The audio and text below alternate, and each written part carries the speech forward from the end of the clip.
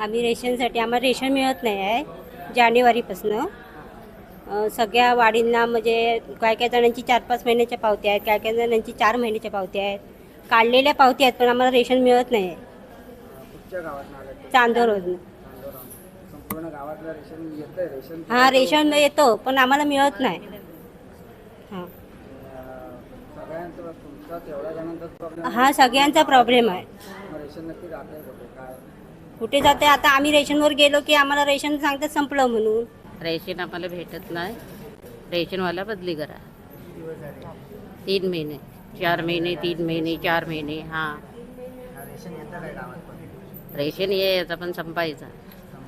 हां आमच्यापर्यंत पोहोचत नाही. हां, आमच्यापर्यंत पोचायचं नाही. कुठच्या गावात आलं तुम्ही? चांदोर सरकार उगवतीवाडी. आमच्यासाठी योजना जाहीर करताय पण हक्काचं रेशन जाते कुठं असा संतप्त सवाल करत रत्नागिरी जिल्ह्यातील चांदोर गावातील महिलांनी आज जिल्हाधिकारी कार्यालयावर धडक दिली.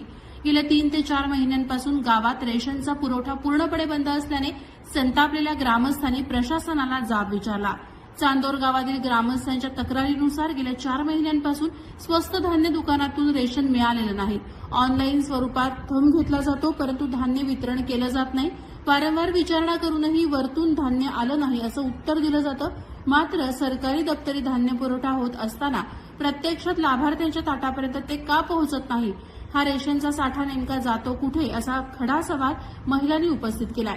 लाडक्या बहिणींच्या या आक्रोशानंतर जिल्हा पुरवठा विभाग झोपेतून जागा होतो का आणि संबंधित रेशन दुकानदारांवर काय कारवाई होते अशी चर्चा सर्वसामान्य जनतेतून होत आहे. प्रहार डिजिटलसाठी शुभम पवार, रत्नागिरी. 3 महिन्याचं मिळालेलं आहे, काही तक्रार नाही. आणि काही व्यक्तीला 3 महिन्याचं धान्य मिळालेलं नाहीये अशी तुमचं तक्रार आहे. आता मुळात या दुकानदाराची जरी चूक असली तरी रेशन कार्डवर